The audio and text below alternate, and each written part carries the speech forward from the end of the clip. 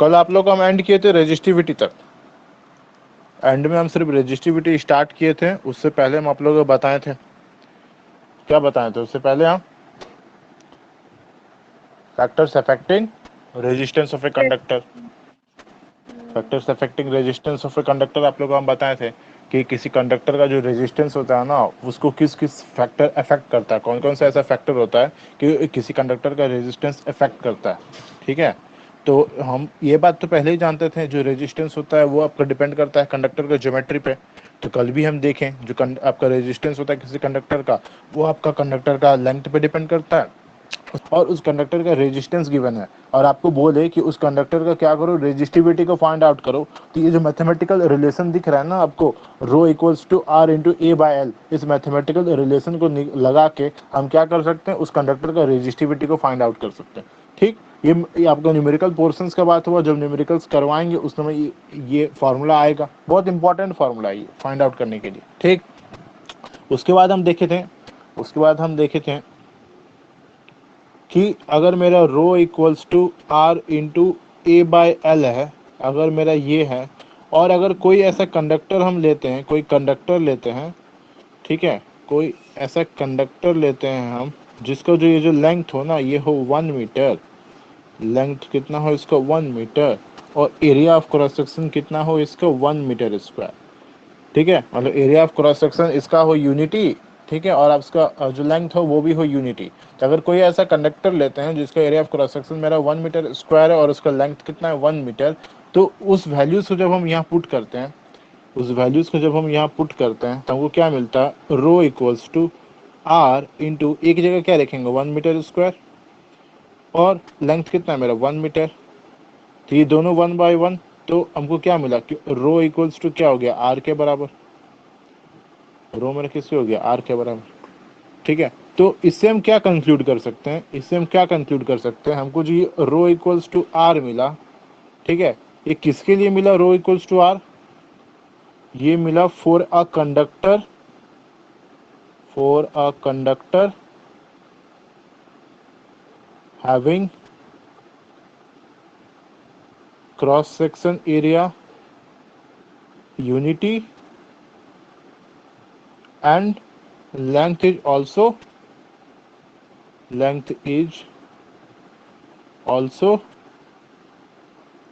Unity.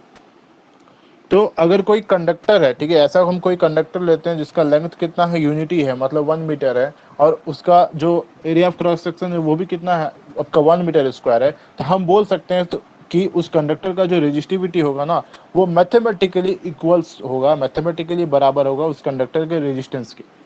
ठीक है, यहाँ तक हम बताए थे कल। यहीं से हम एक मैथमेटिकल डेफिनेशंस भी देते हैं, किसका, रेजिस्टिविटी का।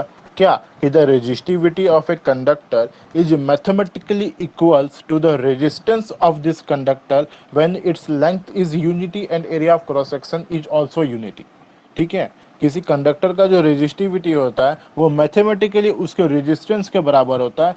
कब, व्हेन द आपका area of cross section of the conductor is unity and the length is also unity. जब उस कंडक्टर का एरिया ऑफ क्रॉस सेक्शन भी यूनिटी होगा और उसका लेंथ भी यूनिटी होगा, उस समय जो रेजिस्टिविटी ऑफ द कंडक्टर होगा ये आपके बराबर होगा रेजिस्टेंस ऑफ दिस कंडक्टर का। ठीक, उसके बाद हम एक आपका बेसिक डिफरेंस बताए थे, कि रेजिस्टिविटी और रेजिस्टेंस के बीच का एक बेसिक डिफरेंस क्या है। ठीक है, तो सबसे मेन डिफरेंस ये है कि आपका रेजिस्टेंस जो होता है ना, वो डिपेंड करता है कंडक्टर के ज्योमेट्री के ऊपर। मेन डिफरेंस जो होता है, ये जो आर होता है ना, ये आपको डिपेंड करता है, it depends on geometry of conductor, पता है हमको, है ना, लेंथ पे directly proportional, area of cross section के इनवर्सली प्रोपोर्शनल, ये चीज हमको पता है। बट जो रो होता है ना, रेजिस्टिविटी होता है, does not depend on geometry of conductor, does not depend on geometry of conductor. सबसे बेसिक डिफरेंस आपका यही है। ठीक है, जो आपका रेजिस्टेंस, किसी कंडक्टर का जो रेजिस्टेंस होता है ना, वो डिपेंड करता है कंडक्टर के ज्योमेट्री पे। अगर आप लेंथ को आप इंक्रीज कर देते हैं, अगर आप लेंथ को इंक्रीज या डिक्रीज कीजिएगा तो उसका रेजिस्टेंस भी इंक्रीज या डिक्रीज होगा। ठीक है, अगर एरिया ऑफ क्रॉस सेक्शन को आप इंक्रीज या डिक्रीज करते हैं तो उस हिसाब से आपका रेजिस्टेंस भी वेरी करेगा। बट जो रेजिस्टिविटी होता है ना, ये एक कैरेक्टरिस्टिक्स प्रॉपर्टी होता है। ये क्या होता है? कैरेक्टरिस्टिक्स प्रॉपर्टी होता है। इससे कोई लेना देना नहीं है उसका ज्योमेट्री से। इसको आप उसका चाहे लेंथ को इंक्रीज कीजिए, चाहे एरिया ऑफ क्रॉस सेक्शन को इंक्रीज कीजिए, रेजिस्टिविटी चेंज नहीं होने वाला जब तक मटेरियल सेम है और टेम्परेचर सेम है। ठीक है, जब तक मटेरियल सेम है और टेम्परेचर सेम है। जैसे अगर हम यहाँ दो कंडक्टर लें, हम दो कंडक्टर लेते हैं, ठीक है,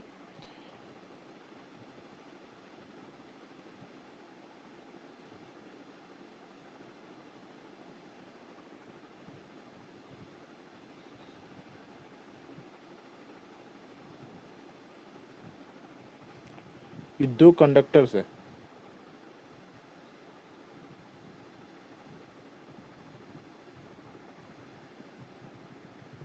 इसको और थोड़ा बड़ा बना देते हैं।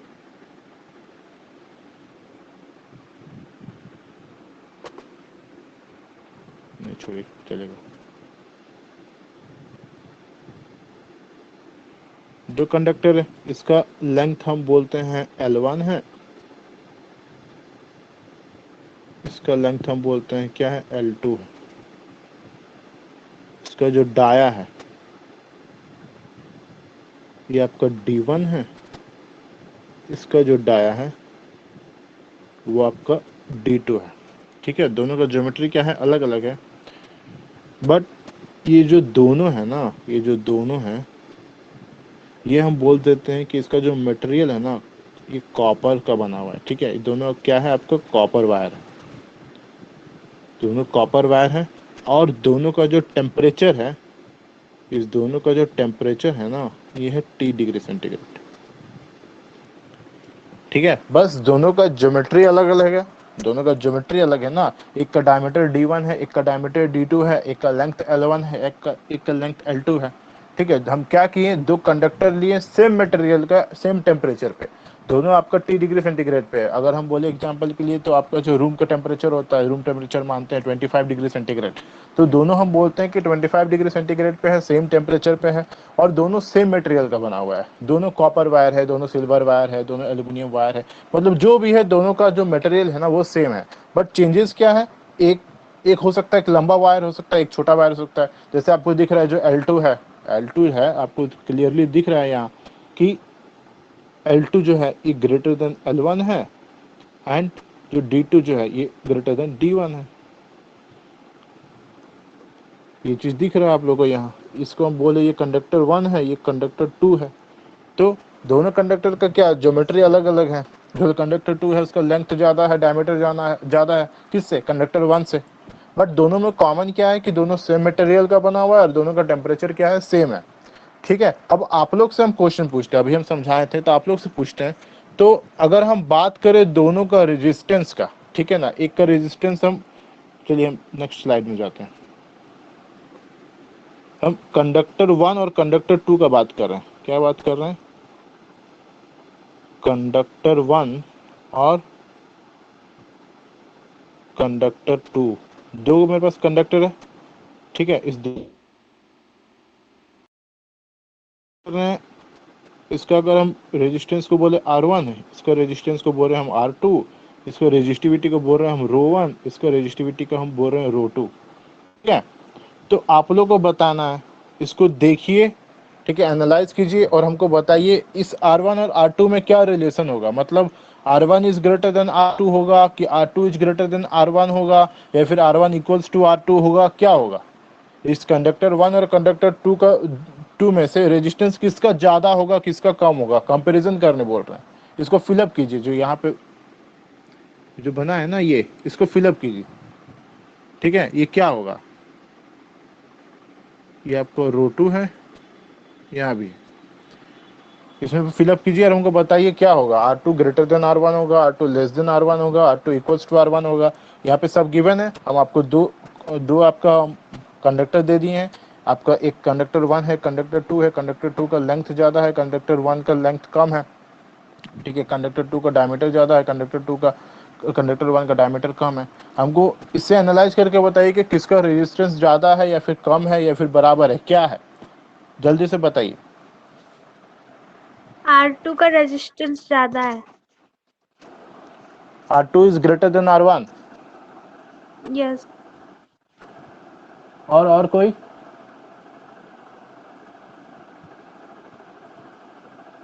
पूजा?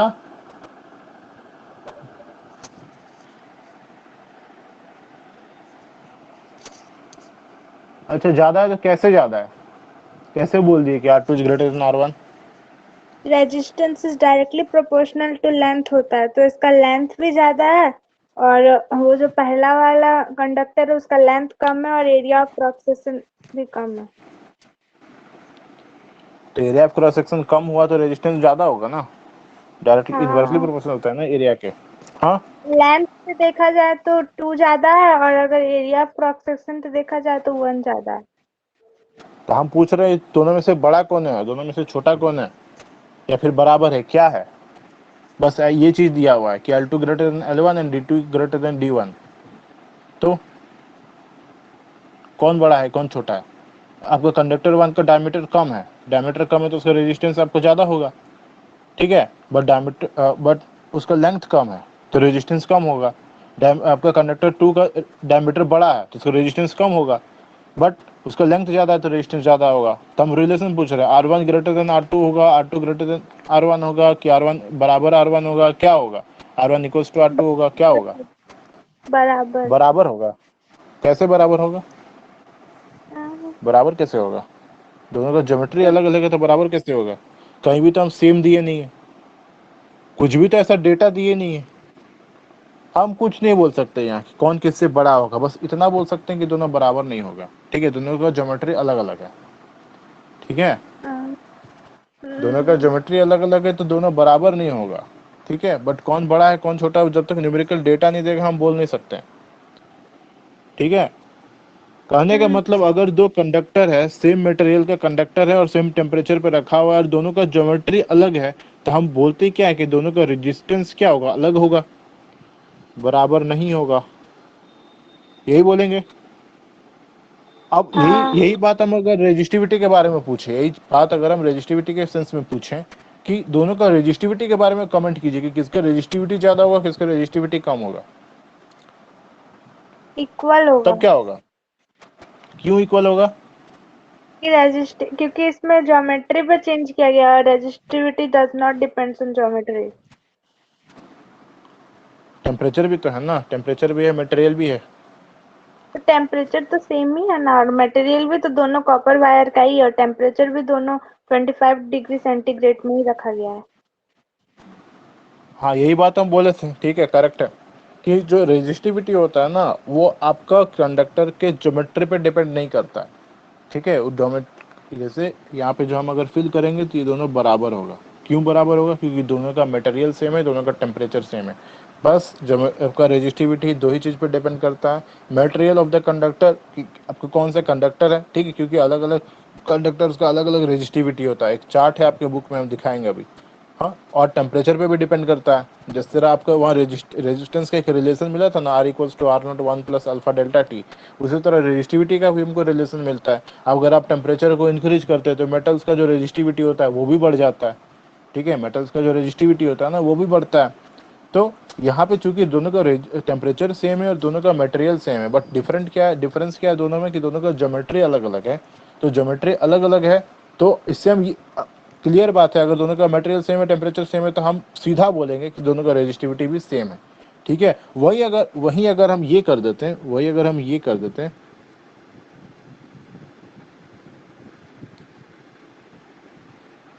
वही हम आपको बोलते हैं कि ये वाला जो है ना, अरे ये वाला जो है ना आपका, ये कॉपर का वायर है,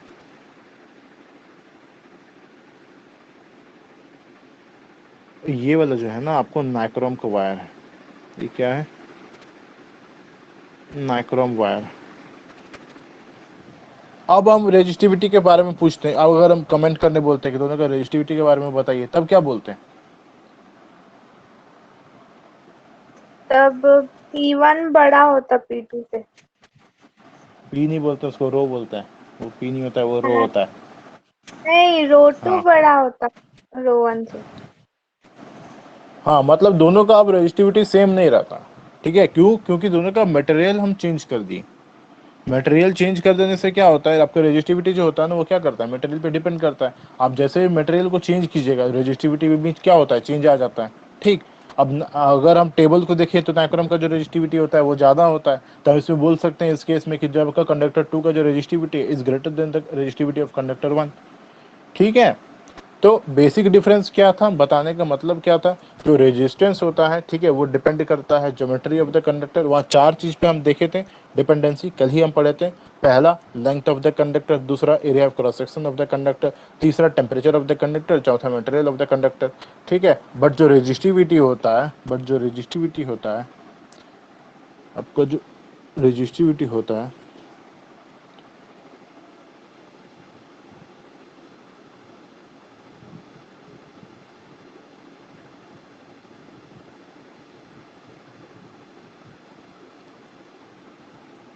ये डिपेंड करता है किस पे, डिपेंड्स ऑन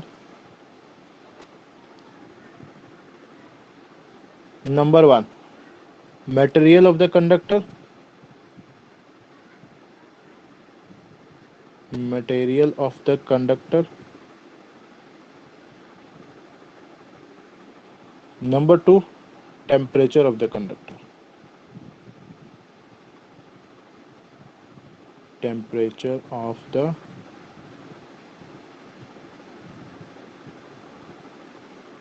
कंडक्टर। ठीक है। जो रेजिस्टिविटी होता है ना, सिर्फ 2 ही चीज पे डिपेंड करता है। एक, आपका कंडक्टर का मटेरियल क्या है, दूसरा उस कंडक्टर का टेम्परेचर क्या है। ठीक है, क्लियर? Yes sir. हाँ। तो अब नेक्स्ट आते हैं unit of resistivity. Unit of resistivity, ठीक है, ऐसा यूनिट क्या होता है रेजिस्टिविटी का, ऐसा यूनिट क्या होगा। तो रेजिस्टेंस का ऐसा यूनिट क्या होता है,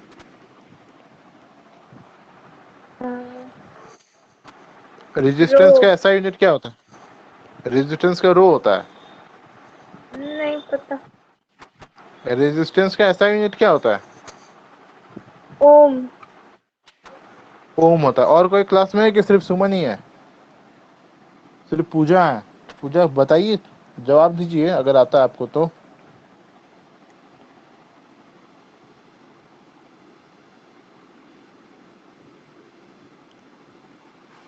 क्या होता है रेजिस्टेंस का,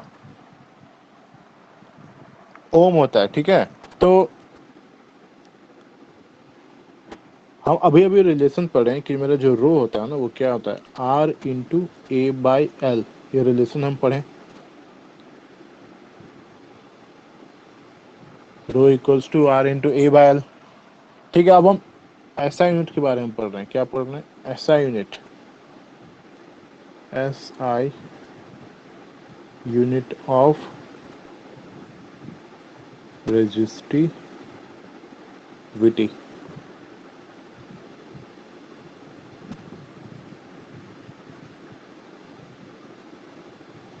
ऐसा यूनिट ऑफ रेजिस्टिविटी। सबसे पहले तो हम रिलेशन लिख लेते, जो हमको रिलेशन मिला था, rho equals to R into A by L. ये रिलेशन हमको मिला था।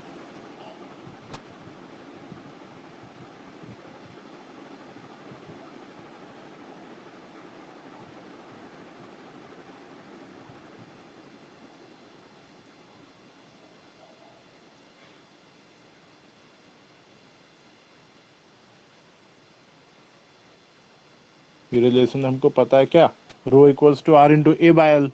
वो आपसे पूछ रहे हैं इसका ऐसा यूनिट बताओ। ठीक है, तो ऐसा यूनिट कैसे लिखते हैं, देखिए कैसे लिखते हैं। इधर रो हो गया, रो हो गया, इसका हमको यूनिट चाहिए। ठीक है, R into A by L हुआ। अब आर का यूनिट क्या होता है, आर का यूनिट ओम। ओम, ओम होता है। ठीक है। एरिया का क्या होता है,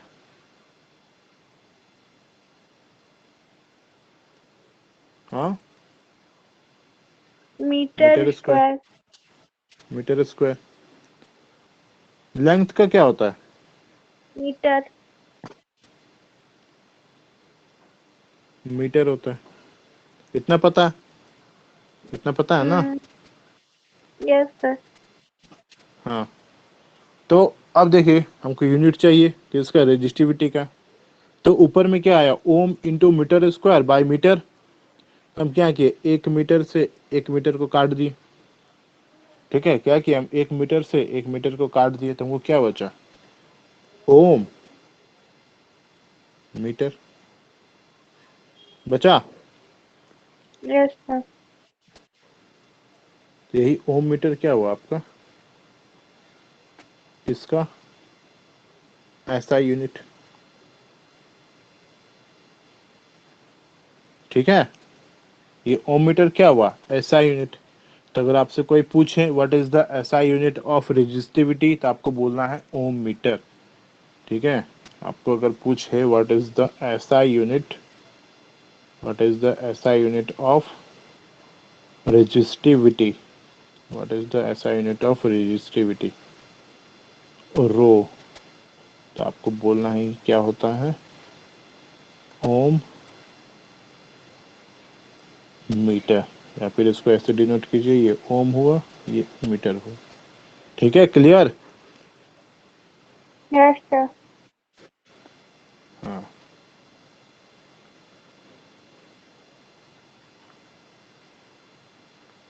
ये हो गया आपका ऐसा है। तो ये रेजिस्टिविटी के बारे में हुआ कि रेजिस्टिविटी क्या होता है, उसका मैथमेटिकल रिलेशन क्या होता है रेजिस्टेंस के साथ, वो किस चीज पे डिपेंड करता है, उसका ऐसा यूनिट क्या होता है। ठीक है, इतना तक अभी तक क्लियर है सबको? Yes sir. अब देखिए, पूजा आप क्लास में हैं? तो बोलिए, बोला कीजिए, कुछ समझ आ रहा है नहीं आ रहा है, कुछ भी बोलिएगा तब ना। हाँ, देखिए आपका अब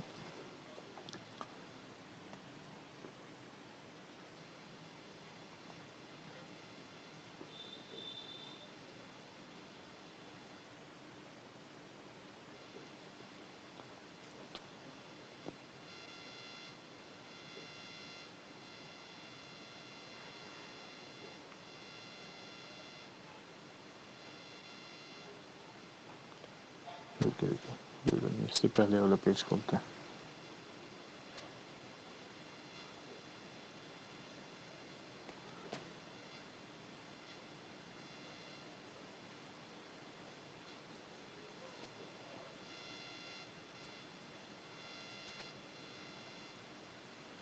अब देखिए उस नहीं, रेजिस्टिविटी कहाँ गया,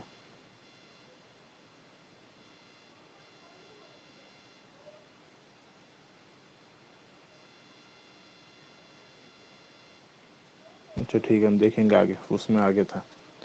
यहाँ पे एक चीज बता देते हैं आपको, जैसे कि आप पढ़े थे what is conductor, what is insulator. ठीक है, तो कंडक्टर इंसुलेटर के बारे में आप ये जानते हैं कि those materials, those substances which allows the flow of electricity या फिर electric current through them are known as conductors.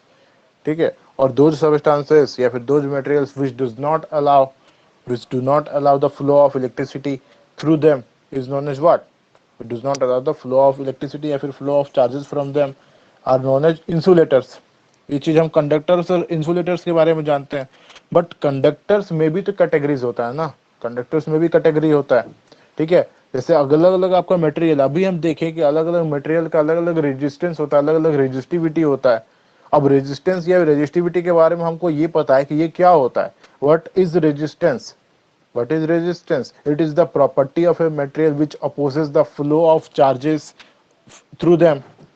आपका रेजिस्टिविटी क्या होता है, रेजिस्टिविटी बोलिए चाहे रेजिस्टेंस बोलिए, हम रेजिस्टेंस का डेफिनेशन यही ना पढ़े हैं। रेजिस्टेंस क्या होता है, किसी कंडक्टर का वो प्रॉपर्टी होता है, ठीक है, जिसके थ्रू अपोज करता है the flow of electric current through them, ये अपोज करता है। अब अगर अलग अलग कंडक्टर्स का अलग अलग रेजिस्टेंस होगा या फिर अलग अलग कंडक्टर्स का अलग अलग रेजिस्टिविटी होगा, तो जो अपोज करने का जो अगर कंपेयर करें दो अलग अलग मटेरियल से, तो कोई ज्यादा अपोज करेगा, कोई कम अपोज करेगा। ठीक है, कोई ज्यादा अपोज करेगा, कोई कम अपोज करेगा। आप एक स्टील का वायर ले लीजिए, आप एक कॉपर का वायर ले लीजिए। ठीक है, अलग अलग मटेरियल्स का अलग अलग रेजिस्टेंस होता है, तो उसको जो अपोज करने का जो अगर इलेक्ट्रिक करंट का फ्लो करा रहे, तो किसी में अगर दो अलग अलग मटेरियल्स का कंडक्टर्स को रखते हैं, हम इंसुलेटर्स की बात नहीं कर रहे, दो कंडक्टर से, बट दोनों का मटेरियल्स अलग है, और दोनों में अगर हम सेम अमाउंट ऑफ करंट का फ्लो करवाएं, ठीक है, तो एक में जो करंट है वो इजिली फ्लो हो जाएगा, दूसरे वाला में हो सकता है क्या करे, करंट को फ्लो होने में थोड़ा परेशानी हो। क्यों? क्योंकि दोनों का आप क्या किए, दोनों का मटेरियल्स अलग अलग है, मटेरियल्स अलग होने से दोनों का रेजिस्टेंस अलग अलग हो जाता है। तो डिफरेंट मटेरियल्स का डिफरेंट रेजिस्टेंस होने की वजह से, डिफरेंट मटेरियल का डिफरेंट रेजिस्टिविटी होने की वजह से, ठीक है, कंडक्टर्स को भी कुछ कैटेगरीज में डिवाइड किया गया है, कंडक्टर्स को भी कुछ कैटेगरीज में डिवाइड किया गया है। मेनली जो आप जानते हैं, एक होता है गुड कंडक्टर, एक होता है रेजिस्टर, ठीक है, और एक होता है इंसुलेटर। ठीक, आप कंडक्टर्स और इंसुलेटर्स के बारे में जानते हैं। अब ये जानिए, एक होता है आपका गुड कंडक्टर, एक होता है आपका रेजिस्टर, एक होता है आपका इंसुलेटर। तो गुड कंडक्टर किसको बोलते हैं? ठीक है, जो बहुत कम अपोज करता हो। ठीक है, अपोज तो आपका कंडक्टर भी करता है। ठीक है, जो भी कंडक्टर होता है वो भी तो अपोज करता है इलेक्ट्रिक करंट का फ्लो होने में। क्यों? क्योंकि उसके अंदर भी तो आपके आइटम्स होते हैं, होंगे, और आयंस होते हैं, सब होते हैं। ठीक है, बट उसमें नंबर ऑफ फ्री इलेक्ट्रॉन ज्यादा होने की वजह से अपोज होने के बावजूद भी इलेक्ट्रिक करंट का फ्लो हो जाता है। रेजिस्टेंस तो हर कोई ऑफर करता है ना, चाहे वो कंडक्टर हो चाहे वो इंसुलेटर हो। ठीक है, बट ऐसा क्या होता है कि कंडक्टर में फ्लो हो जाता है और इंसुलेटर में नहीं हो पाता है? तो ये होता है आपके फ्री इलेक्ट्रॉन्स होने की वजह से। कंडक्टर्स में नंबर ऑफ फ्री इलेक्ट्रॉन्स ज्यादा होता है, जो चार्ज फ्लो होता है ना, वो अंदर में चार्जेस ज्यादा होता है, इसी वजह से वो फ्लो कर जाता है। ठीक है, बट उसको भी रेजिस्टेंस फील होता है, जो आपका इलेक्ट्रॉन्स फ्लो हो रहा है ना, उसको भी रेजिस्टेंस फील होता है। उसी तरह इंसुलेटर्स का भी हुआ। इंसुलेटर्स में क्या होता है, नंबर ऑफ फ्री इलेक्ट्रॉन्स ही कम होते हैं। ठीक है, जो कैरियर्स होते हैं ना, जो करंट को कैरी करेंगे वही कम होते हैं, तो करंट जाएगा कहां से, फ्लो कहां से होगा? ठीक है, जो उसमें चार्ज कैरियर्स होते हैं वही कम होते हैं, इलेक्ट्रॉन्स होते ही नहीं है, फ्री इलेक्ट्रॉन्स बहुत ना के बराबर होते हैं, इसी वजह से उसमें करंट का फ्लो होता ही नहीं है। बट कंडक्टर्स में अलग डिफरेंट डिफरेंट कंडक्टर्स को हम कंपेयर करें ना, तो फ्री इलेक्ट्रॉन्स आपका कॉपर वायर में भी है, फ्री इलेक्ट्रॉन्स आपका, अगर हम नाइक्रोम वायर का बात किए तो नाइक्रोम वायर में भी है। ठीक है, दोनों में आपका क्या है, फ्री इलेक्ट्रॉन्स है, दोनों कंडक्टर्स है। ठीक है, बट अगर कॉपर वायर से आप इलेक्ट्रिसिटी का फ्लो कराते हैं तो वो इजिली फ्लो हो जाता है, वही अगर नाइक्रोम वायर से कराते हैं तो वहां इजिली फ्लो नहीं होता है, वो ज्यादा रेजिस्टेंस ऑफर करता है। ठीक है, तो इसी बेसिस पे हम कंडक्टर्स को भी तीन कैटेगरीज में बांटे हुए हैं। एक होता है गुड कंडक्टर्स, एक होता है रेजिस्टर्स, एक होता है इंसुलेटर्स। ठीक है, तीन होता है। अब आप रेजिस्टिविटी भी पढ़ लिए हैं, तो रेजिस्टिविटी के टर्म में ही हम बात करते हैं, रेजिस्टेंस के टर्म में बात नहीं करते। ठीक है, तो रेजिस्टिविटी के टर्म में अगर हम बात करें, तो रेजिस्टिविटी क्या होता है, ये भी वही प्रॉपर्टी होता है। Resistivity is mathematically equals to the resistance of a conductor. हम अभी देखें, when the cross section area is unity and the length is 1 metre, mathematically किसके बराबर है? आपको रेजिस्टेंस के ही बराबर है ना। तो ये जो प्रॉपर्टी होता है ना अपोज करने का, करंट को अपोज करने का, ये बेसिकली रेजिस्टिविटी होता है। ठीक है, ये बेसिकली कौन सा प्रॉपर्टी होता है, ये रेजिस्टिविटी प्रॉपर्टी होता है। अब अगर किसी कंडक्टर का रेजिस्टिविटी ज्यादा है तो वो क्या करेगा, करंट को ज्यादा अपोज करेगा फ्लो करने में। ठीक है, और अगर किसी कंडक्टर का दूसरे उसका कंडक्टर के कंपैरिजन में उसका रेजिस्टिविटी कम है, ठीक है, तो वो कम अपोज करेगा फ्लो करने में, तो वो उससे करंट इजिली फ्लो हो जाएगा, उससे क्या होगा, करंट इजिली फ्लो हो जाएगा। ठीक है, तो ऐसा आपका कंडक्टर्स, ऐसा कंडक्टर्स जिसका रेजिस्टिविटी का वैल्यू कम हो, ठीक है, which has the low value of resistivity, जिसका रेजिस्टिविटी का वैल्यू कम हो, उसको बोलते हैं गुड कंडक्टर्स। क्योंकि अगर उसका रेजिस्टिविटी का वैल्यू कम होगा तो वो करंट को उतना ही इजिली उसके थ्रू फ्लो होने के लिए अलाउ करेगा। ठीक है ना, वही चीज यहाँ लिखा है, दो substances which have very low electrical resistance और electrical resistivity, those substances which have very low electrical resistance बोलिए या फिर electrical resistivity बोलिए, are known as good conductors। अगर उसका इलेक्ट्रिकल रेजिस्टिविटी बहुत कम होगा, इसका मतलब करंट को फ्लो होने में वो बहुत कम अपोज करेगा, तो उसको बोलते हैं गुड कंडक्टर्स ऑफ इलेक्ट्रिसिटी। ठीक है, वही रेजिस्टर किसको बोलते हैं, रेजिस्टर्स जिसका गुड कंडक्टर के कंपैरिजन में उसका रेजिस्टिविटी का वैल्यू ज्यादा हो। ठीक है, जैसे हम एक टेबल दिखाते हैं, एक टेबल है, एक टेबल है, हम टेबल दिखाते हैं।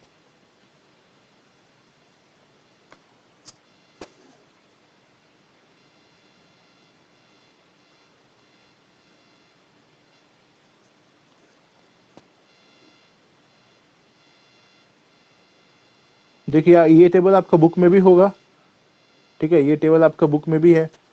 ये डिफरेंट कंडक्टर्स का रेजिस्टिविटी के वैल्यूज आपको गिवन है, ठीक है। ये क्या है, तो ये सारे के सारे कंडक्टर्स, देखिए मेटल्स है, यहाँ एलॉयज हैं, और उसके बाद सेमीकंडक्टर्स और इंसुलेटर्स भी है।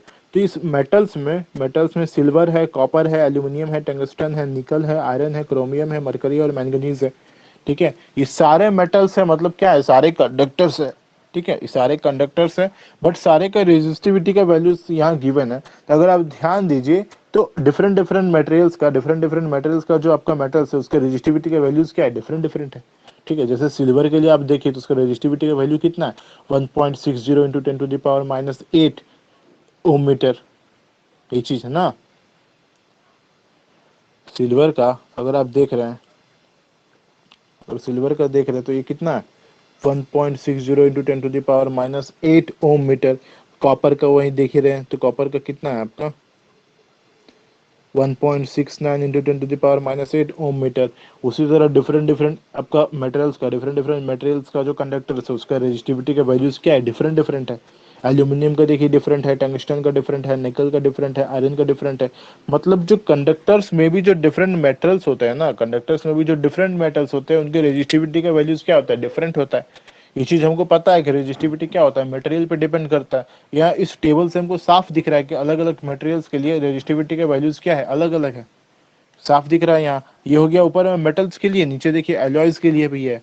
एलॉयज जो होते हैं मैंगनीज हो गए, कॉन्स्टेंटिन हो गए और नाइक्रोम हो गए, इनका रेजिस्टिविटी का वैल्यूज भी गिवन है, ठीक है। देखिए 44 इंटू 10⁻⁸ ओम मीटर मैंगनीन के लिए हो गया, कॉन्स्टेंटाइन के लिए आपका 49 इंटू 10⁻⁸ ओम मीटर हो गया, नाइक्रोम के लिए 110 इंटू 10⁻⁸ ओम मीटर हो गया, ठीक है। ये आपका कंडक्टर्स का रेजिस्टिविटी का वैल्यूज हो गया।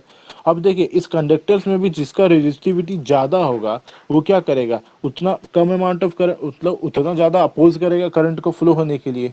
जैसे अगर हम यहाँ मैंगनीज को सिल्वर के साथ कंपेयर करें तो मैंगनीज का देखिए कितना है, 184 इंटू 10⁻, देखिए हम यहाँ क्या बात कर रहे हैं, या अगर हम मैंगनीज देखते हैं, मैंगनीज का देखते हैं तो अब क्या देख रहे हैं, 184 इंटू 10⁻⁸ ओम मीटर। इसको अगर हम कंपेयर करें, किससे, सिल्वर से कंपेयर करें तो सिल्वर का देखिए कितना है, 1.6 इंटू 10⁻⁸, ठीक है। इसका 184 इंटू 10⁻⁸ है, इसका 1.6 इंटू 10⁻⁸ है। यहाँ साफ दिख रहा है जो मैंगनीज का जो रेजिस्टिविटी का वैल्यू है वो सिल्वर से ज्यादा है, ठीक है, वो सिल्वर से बहुत ज्यादा है, दिख रहा है हमको। तो इससे हम क्या बोल सकते हैं, जो मैंगनीज है ना सिल्वर के कंपैरिजन में लेस कंडक्टिव टू इलेक्ट्रिसिटी, ठीक है। ये कम कंडक्टिव है। सबसे हाईली कंडक्टिव कौन सा होता है, सबसे हाईली कंडक्टिव आपका कौन सा है, सिल्वर होता है, ठीक है। कंडक्टर्स में सबसे ज्यादा बेस्ट कंडक्टर ऑफ इलेक्ट्रिसिटी कौन होता है, सिल्वर होता है, ठीक है। बट सिल्वर वायर्स कॉस्टली होने की वजह से हम सिल्वर वायर्स का यूज नहीं कर सकते, नहीं तो वो सबसे बेस्ट कंडक्टर ऑफ इलेक्ट्रिसिटी होता है। उसके बाद कौन सा होता है, कॉपर होता है, ठीक है। तो हम सिल्वर नहीं यूज करके सबसे ज्यादा कौन सा मटेरियल यूज करते हैं, हम सबसे ज्यादा मटेरियल यूज करते हैं हम कॉपर, क्योंकि उसका रेजिस्टिविटी का वैल्यूज देखिए, कितना है, सिल्वर के आसपास है, 1.69 इंटू 10⁻⁸ ओम मीटर, है ना। तो इसीलिए हम क्या करते हैं, कॉपर वायर्स का यूज करते हैं, क्यों, क्योंकि इसका रेजिस्टिविटी का वैल्यू बहुत कम होता है। रेजिस्टिविटी का वैल्यू कम होगा तो ये क्या करेगा, करंट को कम अपोज करेगा फ्लो होने में, ठीक है। करंट को अगर कम अपोज करेगा तो वो उतना अच्छा क्या होगा, कंडक्टर ऑफ इलेक्ट्रिसिटी होगा, ठीक है। क्वेश्चन में पूछे which is the best conductor of electricity, answer देना है आपको सिल्वर, ठीक है। Silver is the best conductor of electricity. But practically हम सिल्वर यूज नहीं कर सकते, इस वजह से किसका यूज करते हैं, या तो कॉपर का या तो एल्यूमिनियम का। देखिए कॉपर के बाद कौन सा है, कॉपर के बाद कौन सा आपका एल्यूमिनियम है, ठीक है। एल्यूमिनियम का कितना है, 2.63 इंटू 10⁻⁸ ओम मीटर, ठीक है। इसी वजह से प्रैक्टिकली हम किसका यूज करते हैं, या तो कॉपर का करते हैं या एल्यूमिनियम का करते हैं। जितना आप घर में वायर्स देखते होंगे, ठीक है, जितना आप वायर्स देखते होंगे, ठीक है, उस वायर्स के अंदर क्या रहता है, या तो कॉपर का वायर रहता है या तो एल्यूमिनियम का वायर रहता है, ठीक, ठीक ना। जितना आपको वायरिंग्स हुआ पड़ा है, जितना वायरिंग हुआ पड़ा है, सब में क्या होता है, ज्यादातर घर का वायरिंग्स में जितना वायर है, अगर आप किसी वायर को काट के देखिएगा तो अंदर में कॉपर का वायर होता है, ठीक है ना, अंदर में कॉपर का वायर होता है। क्यों, क्योंकि कॉपर सिल्वर के बाद best, second best conductor of electricity है, और कॉपर उतना महंगा भी नहीं है, ठीक है, सिल्वर के कंपेयर में तो उतना महंगा नहीं ना, इसी वजह से कॉपर को हम अफोर्ड कर पाते हैं। बट अगर कोई अफोर्ड कर पाता तो वो क्या करता है, घर में चांदी का वायर लगाता, ठीक है, तो घर में चांदी का वायर लगाता तो रात को सोता, सुबह तक उसका सारा वायर ही उड़ चुका होता, चोर आता सबका सब वायर उड़ा के ले जाता। रात को वो पंखा के नीचे सो रहा था, सुबह तक सिर्फ पंखा रहेगा, वायरस नहीं दिखेगा उसको, ठीक है, सारा वायर उठा के ले जाएगा। सिल्वर आपका कॉस्टली होता है, इसी वजह से सिल्वर को हम अफोर्ड नहीं कर सकते, इसी वजह से किसका यूज करते हैं, कॉपर का यूज करते हैं। क्यों? क्योंकि इसका रेजिस्टिविटी का वैल्यू बहुत कम होता है। रेजिस्टिविटी का वैल्यू जितना जितना कम होगा वो उतना अच्छा कंडक्टर ऑफ इलेक्ट्रिसिटी होगा, ठीक है। वही अगर हम यहाँ देखिए, नीचे में देखिए आपका एलॉयज का बात किया गया है। एलॉयज, एलॉयज पता है किसी को क्या होता है? ये एलॉय आपका मेटल्स और एलॉयज के बीच में डिफरेंस क्या होता है? दोनों कंडक्टर्स है, बट मेटल्स और एलॉयज के बीच में डिफरेंस क्या होता है? और एलॉय कभी आप देखे हैं? अगर हम आपको पूछे रियल लाइफ में क्या आपने कभी एलॉय देखा है? पहले हमको ये बताइए एलॉय क्या होता है, एलॉय और मेटल्स के बीच में डिफरेंस क्या होता है? अब सुनते हैं इतना एलॉयज के बारे में सुनते हैं तो आपको पता होना चाहिए, ठीक है। अगर नहीं पता है तो हम अभी बता देंगे क्या होता है एलॉय। अलग अलग मेटल्स और नॉन मेटल्स का मिक्सचर। कभी देखिए रियल लाइफ में एलॉय? पता नहीं, याद नहीं। घर में एलॉय का यूज करते हैं? हम्म, ये भी होंगे तो अच्छा उस स्टील मेटल उसका हाँ अच्छा स्टील ही स्टील है। क्या होता है? स्टील क्या होता है? मेटल होता है कि एलॉय होता है? एलॉय। एलॉय होता है। तो दिन रात एलॉय के साथ रहते हैं और एलॉय के बारे में पता नहीं है। तो एलॉयज क्या होता है? आपका mixture of metals and non metals होता है, ठीक है। ये प्योर मेटल नहीं होता है। ये क्यों करते हैं हम एलॉयज का फॉर्मेशन क्यों करते हैं? क्योंकि हमको नया प्रॉपर्टीज चाहिए होता है, ठीक है। एक पर्टिकुलर मेटल्स का ना गिना चुना प्रॉपर्टीज होता है। एक पर्टिकुलर अगर आप मेटल उठा के देखिएगा ना, उसका गिना चुना प्रॉपर्टीज होता है। उसी तरह एक पर्टिकुलर नॉन मेटल को उठा के देखिएगा तो उसका गिना चुना प्रॉपर्टीज होता है। किसी का कंडक्टिविटी ज्यादा होता है, किसी का रेजिस्टिविटी ज्यादा होता है, किसी का स्ट्रेंथ ज्यादा होता है, किसी का टफनेस हार्डनेस ज्यादा होता है, कोई ज्यादा हार्ड होता है, कोई ज्यादा सॉफ्ट होता है, ठीक है। बट हमको उसके बीच में जब कोई मटेरियल चाहिए होता है ना, तो हम क्या करते हैं, तीन चार अलग अलग तरह का मेटल्स और नॉन मेटल्स को, ठीक है, अपने जरूरत के हिसाब से एक प्रोपोर्शन में उसका मिक्सचर बनाते हैं, ठीक है। अपने जरूरत के हिसाब से एक प्रोपोर्शन में एक मिक्सचर बनाते हैं, एक नया आपका सबस्टांस का फॉर्मेशन करते हैं जिसको हम एलॉयज बोलते हैं, ठीक है। घर में जो स्टील हो गया, ठीक है, आपका ये स्टील एक एलॉय है। ये आयरन और कार्बन और ढेर सारे ऐसे ऐसे अलग अलग मेटल्स को क्या करते हैं, एक साथ मिक्सचर बना के नया मेटल्स का फॉर्मेशन किया है, नया सबस्टांस का फॉर्मेशन किया है, स्टील।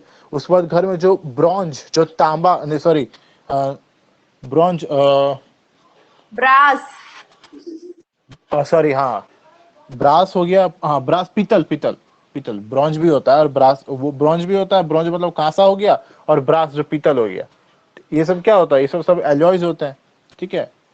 तो एलॉयज का अगर हम बात करें तो इनका जो रेजिस्टिविटी होता है ना, ये मेटल से ज्यादा होता है, ठीक है। जो आप आयरन करते हैं ना, घर का जो आयरन रहता है, घर का जो आयरन रहता है ना, उसका जो बेस रहता है वो क्या होता है? एक एलॉय होता है, ठीक है। जो बेस होता है ना, वो नाइक्रो, मेनली जो हीटिंग एलिमेंट्स होते हैं, जितने भी हीटिंग एलिमेंट्स होते हैं, उसमें क्या करते हैं हम, आपको इलेक्ट्रिसिटी का ही फ्लो करते हैं ना, उसमें क्या करते हैं, इलेक्ट्रिसिटी का ही फ्लो करते हैं। बट वो इलेक्ट्रिक करंट फ्लो ना करके वो क्या करता है, वो हीट होना स्टार्ट करता है। क्यों? क्योंकि वो अलाउ ही नहीं करता है वो इलेक्ट्रिक करंट को फ्लो, बहुत ज्यादा रेजिस्टेंस ऑफर करता है। तो जो जितना ज्यादा रेजिस्टेंस ऑफर करेगा ना, हम आगे जब हीटिंग इफेक्ट ऑफ करंट पढ़ेंगे ना, तो उसमें हम पढ़ेंगे जो हीटिंग इफेक्ट एच होता है ना, वो H equals to I square into T होता है। I square R into T होता है वो एच। तो वहाँ जो आर वाला फैक्टर आया, तो जितना ज्यादा रेजिस्टेंस होगा ना, उतना ज्यादा आपका हीटिंग इफेक्ट होगा, ठीक है। तो नाइक्रोम्स ये सब जो होता है ना, एलॉयज होता है, इन लोग का जो रेजिस्टेंस होता है, या फिर बोलिए जो रेजिस्टिविटी होता है, ठीक है, रेजिस्टेंस होता है, वो बहुत हाई होता है। बहुत हाई होने की वजह से आप जो करंट का फ्लो करवाते हैं ना, अगर आप वही कॉपर वायर में कराइएगा तो करंट का फ्लो आराम से हो जाता है। वही आप अगर एलॉयज में कराते हैं तो वो करंट का फ्लो नहीं होता है, और क्या करता है, बहुत ज्यादा रेजिस्टेंस ऑफर करता है, वो हीट हो जाता है, ठीक है। ये हो गया आपका जो बल्ब होता है, एलईडी बल्ब तो नहीं बोल सकते, घर का जो वो टंगस्टन वाला बल्ब, जो वो देखे हैं, जो 100 वाट वाला बल्ब होता था, जो 100 वाट वाला बल्ब होता था, उसमें क्या होता है, अंदर में टंगस्टन का वायर रहता था, उसमें टंगस्टन का वायर रहता था। वो टंगस्टन क्या है आपका, वो एलॉयज नहीं है बट वो मेटल्स ही है, टंगस्टन मेटल्स है, बट उसका रेजिस्टिविटी का वैल्यू बहुत ज्यादा है। तो बहुत ज्यादा होने की वजह से क्या होता है, वो करंट का फ्लो को अपोज करता है, बहुत ज्यादा अपोज करता है, करंट को फ्लो होने नहीं देता है। ठीक है, इसी वजह से वो क्या करता है, वो हीट हो जाता है, उतना रेड हॉट हो जाता है कि उसी से आपको रोशनी दिखता है। 100 वाट का बल्ब में क्या होता है, वही ना होता है, अंदर में जो छोटा सा फिलामेंट रहता है ना, वो फिलामेंट क्या होता है, उस फिलामेंट में आप करंट का पास करते हैं, वो करंट पास होने नहीं देता है, और इतना ज्यादा उसमें हीटिंग इफेक्ट आपका होता है कि वो ग्लो करता है, और उसी से आप रोशनी देखते हैं, उसी को आप बल्ब बोलते हैं। हाँ, वही चीज होता है टंगस्टन वायर। तो एलॉयज का जो रेजिस्टिविटी का वैल्यू होता है वो बहुत ज्यादा होता है, यहाँ भी दिख रहा है। ठीक है, दिख रहा है ना आपका 110 इंटू 10⁻⁸ कितना ज्यादा। अब ये तो कंडक्टर्स का बात हो गया। अगर हम सेमी कंडक्टर्स का बात करें तो सेमी कंडक्टर्स में आपका होता है जर्मोनियम और सिलिकॉन, ये दोनों सेमी कंडक्टर्स होते हैं। इनका भी अगर रेजिस्टिविटी का वैल्यू देखिएगा तो ये भी बहुत ज्यादा है। ये तो 10 टू द ऊपर में जितना भी था वो तो 10⁻⁸ के सेंस में था, ये तो डायरेक्ट 0.6 ओम। ठीक है, तो इन लोग का जो रेजिस्टिविटी का वैल्यू है और ज्यादा है। नेक्स्ट हम इंसुलेटर्स का बात करें तो इंसुलेटर्स का देखिए हम क्यों इसको इंसुलेटर बोलते हैं। इंसुलेटर बोलते क्यों है, इनका जो रेजिस्टिविटी का वैल्यू है ग्लास के लिए कितना है, 10⁻⁻10 टू 10⁻⁻, सॉरी -10 नहीं, 10⁻10 टू 10⁻14 ओम मीटर है। कितना, 10⁻10, इतना ज्यादा वो रेजिस्टिविटी इसका वैल्यू है, इतना ज्यादा वो रेजिस्टेंस ऑफर करेगा, तो वो कहाँ से इलेक्ट्रिसिटी का फ्लो होने देगा। ठीक है, तो इंसुलेटर्स, इसी को हम इंसुलेटर्स बोलते हैं क्योंकि इनका जो इलेक्ट्रिकल रेजिस्टिविटी का वैल्यू होता है ना वो बहुत ज्यादा होता है। ठीक है, insulators have very high values of resistivity, that's why they does not allow the flow of electric current through them, इसी वजह से हम उनको इंसुलेटर्स बोलते हैं। ठीक है, यहाँ टेबल में भी हमको साफ दिख रहा है कि उनका रेजिस्टिविटी का वैल्यू है ना वो बहुत ज्यादा होता है। ठीक है, क्लियर है। और तो ग्रेफाइट रेजिस्टिविटी का का? वैल्यू से हम कम, ग्रेफाइट, तो ग्रेफाइट का भी रेजिस्टिविटी का वैल्यू इंसुलेटर से कम होता है। ठीक है, वो ग्रेफाइट को हम इंसुलेटर नहीं बोलते हैं, ग्रेफाइट आपका इंसुलेटर नहीं होता है, वो आपका क्या होता है, नॉन मेटल है लेकिन वो कंडक्टर होता है। ठीक है, वो नॉन मेटल है लेकिन वो कंडक्टर होता है, उसका एलॉय से भी कम होता है, उसका रेजिस्टिविटी का वैल्यू जो एलॉयज है ना उससे भी कम होता है, वो कंडक्टर्स की गिनती में आता है। ठीक है, वो आपका नॉन मेटल्स है लेकिन वो कंडक्टर्स की गिनती में आता है। इसी वजह से जो आपका ग्रेफाइट होता है उसको हम कंडक्टर ऑफ इलेक्ट्रिसिटी बोलते हैं। नॉन मेटल्स और मेटल्स और नॉन मेटल्स में, जब नॉन मेटल्स को, सारे नॉन मेटल्स को हम क्या बोल देते हैं, ये क्या बैड कंडक्टर, उसमें एक एक्सेप्शन हो जाता है, कौन सा, ग्रेफाइट। ग्रेफाइट एक्सेप्शन हो जाता है, क्यों, क्योंकि वो गुड कंडक्टर ऑफ इलेक्ट्रिसिटी है। ठीक है, उनका जो रेजिस्टिविटी का वैल्यू है इस टेबल में तो गिवन नहीं है, बट उसका एलॉय से भी कम होता है, जो आपका एलॉयस गिवन है उससे भी कम होता है, या फिर उसके बराबर होता होगा। इंसुलेटर सेमीकंडक्टर से कम तो होता ही है ग्रेफाइट का। ठीक है, यस देखिए सर। यहाँ वही चीज लिखा हुआ है, यहाँ जो वही चीज लिखा हुआ है एक और, कि रो इक्वल्स टू, हम बोले थे R into A by L है, तो कोई अगर कंडक्टर हुआ जिसका अगर एरिया ऑफ क्रॉस सेक्शन 1 हुआ और लेंथ 1 हुआ तो वो किसके बराबर हो जाएगा, mathematically resistivity is equals to resistance of the conductor. तो अगर हम किसी एलिमेंट को उठा ले, यहाँ पे अगर हम कॉपर को उठा ले, उसका अगर रेजिस्टिविटी का वैल्यू गिवन है 1.69 इंटू 10⁻⁻8 ओम मीटर, तो हम ये बोल सकते हैं कि अगर हम एक कॉपर वायर लें, ठीक है, अगर हम एक कॉपर वायर लें जिसका लेंथ कितना हो, 1 मीटर हो, और उसका एरिया ऑफ क्रॉस सेक्शन अगर 1 मीटर स्क्वायर हो, तो हम क्या बोलेंगे, तो उस कॉपर वायर का जो रेजिस्टेंस होगा ना वो कितना होगा, 1.69 इंटू 10⁻⁸ ओम मीटर बोल सकते हैं। क्यों, क्योंकि हमको पता है मैथमेटिकली जो रो होता है ना वो आर के बराबर होता है, कब, जब उस कंडक्टर का area of cross section unity हो जाए और लेंथ यूनिटी हो जाए। तो समझ में आ रहा है, तो रेजिस्टिविटी का वैल्यू इतना देने का मतलब है, हम ये बात बोल सकते हैं कि अगर हम कोई कॉपर वायर लें, ठीक है, यानी कॉपर के बारे में बात कर रहे हैं, तो अगर कोई कॉपर वायर लें जिसका लेंथ कितना हो, 1 मीटर हो, और area of cross section 1 metre square हो, तो उसका रेजिस्टेंस का वैल्यू कितना होगा, इस रेजिस्टिविटी का वैल्यू के बराबर होगा। होगा ये चीज, यस सर। समझ आया। यस देखिए वही सर। चीज यहाँ पे लिखा हुआ है, वही चीज यहाँ पे लिखा हुआ है। Now, by saying that the resistivity of copper is 1.69 into 10 to the power minus 8 ohm meter, we mean that if we take a rod of copper metal 1 meter long and 1 square meter in area of cross section, then its resistance will be what? इसका resistance तब कितना होगा?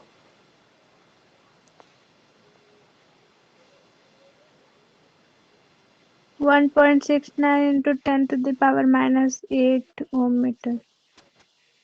हाँ, तो अगर resistivity का value given है, अगर रेजिस्टिविटी का वैल्यू गिवन है आपको, तो इसका मतलब हम बोल सकते हैं कि अगर कोई कॉपर का रॉड ले जिसका लेंथ कितना है 1 मीटर है और उसका area of cross section 1 square metre है, तो उसका रेजिस्टेंस की वैल्यू कितना हो जाएगा, इसका रेजिस्टिविटी की वैल्यू के बराबर हो जाएगा।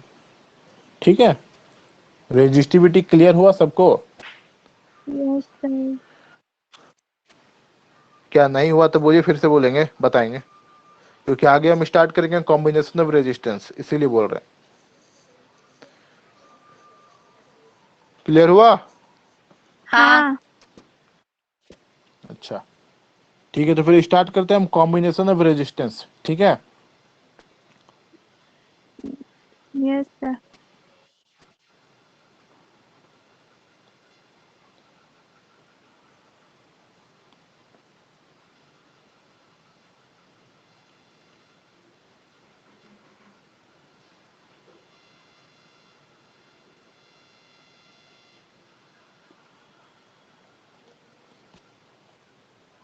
so combination of resistances.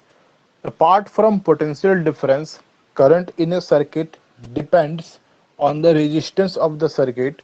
So, in the electrical circuits of radio, television, and other similar things, it is usually necessary to combine two or more resistances to get the required current in the circuit. If we can combine the resistances lengthwise, called the series combination, or we can put the resistances parallel to one another. Thus, the resistances can be combined in two ways. The number one is in series and the number two is in parallel. But if we want to increase the total resistance, then the individual resistances are connected in series, and if we want to decrease the resistance, then the individual resistances are connected in parallel. We will study these two cases in detail one by one. तो देखिए, हमको ये चीज पता है, क्या पता है हमको, ओम्स लॉ से हमको पता है, ओम्स लॉ से हमको ये चीज पता चला था, जो आई होता है ना सर्किट में, जो करंट का फ्लो होता है, आई होता है, वो किस पे डिपेंड करता है, दो चीज पे डिपेंड करता है। सबसे पहले क्या होता है, potential difference across the conductor. किसी कंडक्टर के अक्रॉस जो आपका करंट का फ्लो हो रहा है ना, वो दो चीज पे डिपेंड करता है। तो नंबर वन, आपका कंडक्टर के अक्रॉस का पोटेंशियल डिफरेंस कितना है, नंबर टू उस कंडक्टर का रेजिस्टेंस कितना है। ठीक है, हमको ये चीज पता है ना, ये चीज हमको उसमें से पता है।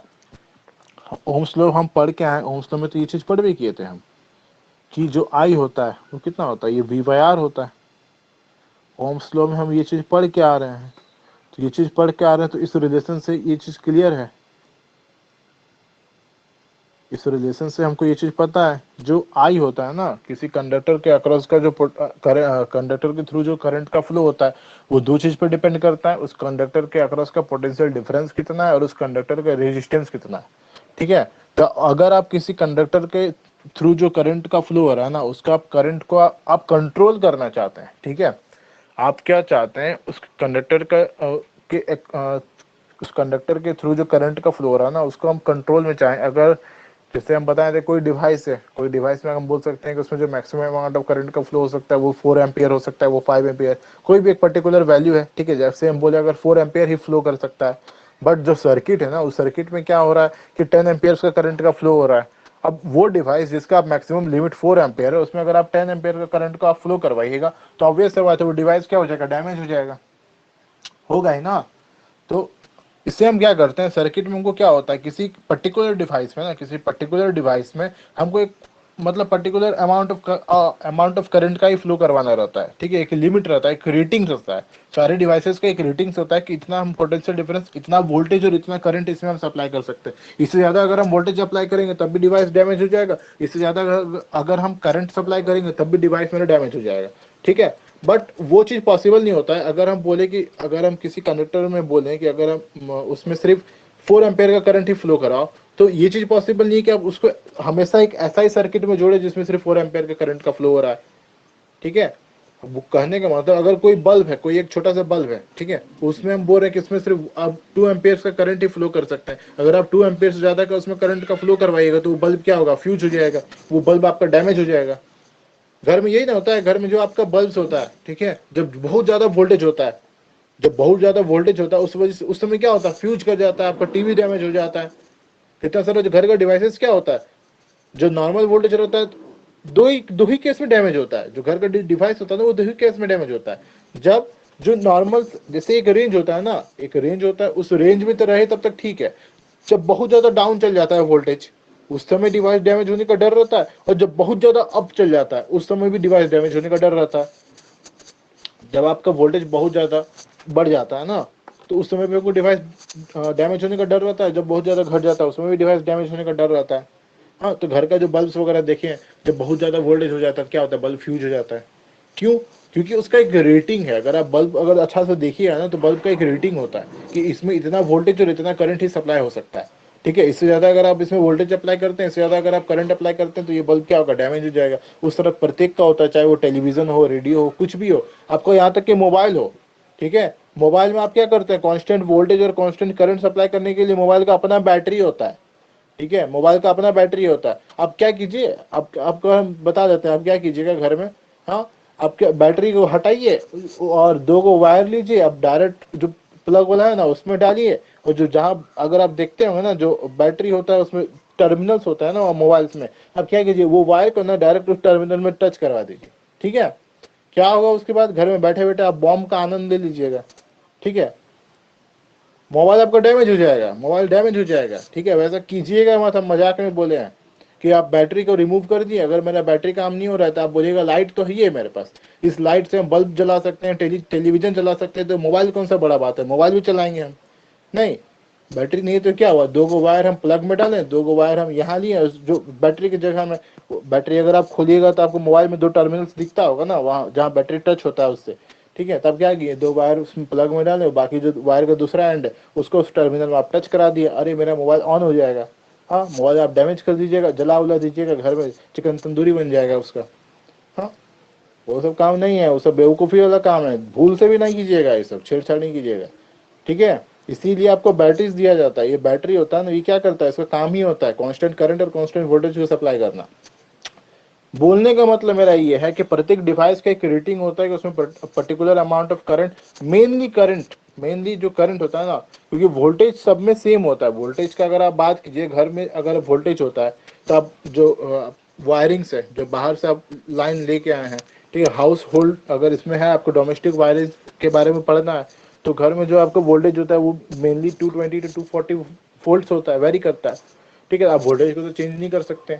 वोल्टेज मतलब पावर सोर्स, जो सर्किट में हम बताए थे पावर सोर्स तो फिक्स हो गया, तो इतना पोटेंशियल डिफरेंस आपको मिलेगा ही। ठीक है, अब अलग अलग डिवाइस के अक्रॉस आप क्या कर सकते हैं, जो करंट का रिक्वायरमेंट है ना, जो करंट का रिक्वायरमेंट है, ठीक है, करंट और वोल्टेज दोनों का बोल सकते हैं। अगर वोल्टेज और करंट का भी आपस में रिलेशन होता है। ठीक है, बोलने का मतलब जो करंट होता है सर्किट में ना, वो आपका वोल्टेज और रेजिस्टेंस दोनों पे डिपेंड करता है। तो किसी डिवाइस के अक्रॉस अगर हमको करंट का कंट्रोल करना है कि कितना अमाउंट ऑफ करंट का फ्लो होगा, तो हम क्या करते हैं, उस डिवाइस के रेजिस्टेंस को घटाते हैं या बढ़ाते हैं। ठीक है, अगर कोई पर्टिकुलर डिवाइस है मेरे पास, उससे हमको करंट का फ्लो को कंट्रोल करना है, तो हम क्या करेंगे, उस डिवाइस के रेजिस्टेंस को घटाएंगे या बढ़ाएंगे। पोटेंशियल डिफरेंस को हम तो छेड़छाड़ नहीं कर सकते, वो तो पावर सोर्स है, उसको तो छोड़ दीजिए। ठीक है, वो चीज हम करते हैं, उसका रेजिस्टेंस को घटाते हैं या बढ़ाते हैं। तो ये दो तरीका होता है घटाने या बढ़ाने का। ठीक है, दो तरीका होता है। कैसे? तो या तो दो रेजिस्टेंस को हम लेंथ वाइज कनेक्ट कर सकते हैं। ठीक है, लेंथ वाइज कनेक्ट कर सकते हैं, या फिर उसको हम क्या कर सकते हैं, इफ यू कहाँ गया,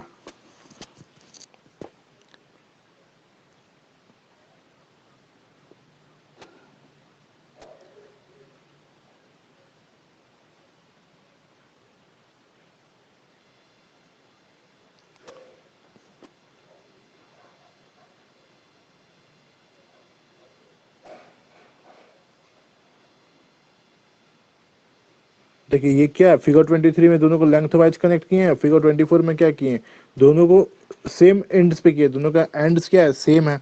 तो दो तरीका होता है, ठीक है, कनेक्शन करने का। और we can put the resistance parallel to one another, दो तरीका होता है, या फिर हम उस दोनों रेजिस्टेंस को लेंथ वाइज कनेक्ट कर दें, या फिर दोनों को एक दूसरे के पैरेलल कनेक्ट कर दें। तो इसी वजह से मेरे दो कॉम्बिनेशन बन के आता है, एक सीरीज कॉम्बिनेशन ऑफ रेजिस्टेंस, दूसरा पैरेलल कॉम्बिनेशन ऑफ रेजिस्टेंस। ठीक ना, तो एक एक करके आपको पढ़ना है, सीरीज के बारे में एक एक, और पैरेलल के बारे में एक एक करके आपको पढ़ना है। तो जो चीज़ अभी हम बोले, हम आपको व्हाइट बोर्ड में ड्रॉ करके बता देते कि हम क्या बोल रहे थे। एक इलेक्ट्रिकल सर्किट हम ड्रॉ करते हैं, ठीक है,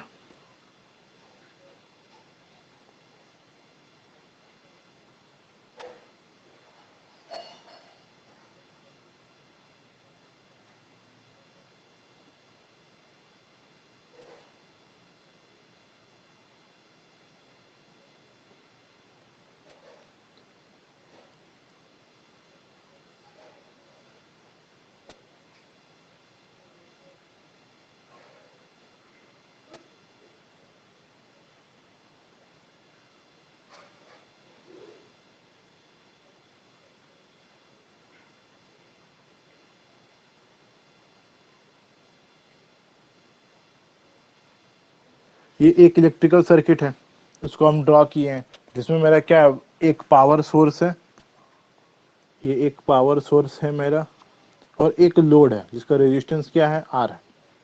ठीक है, दो चीज है।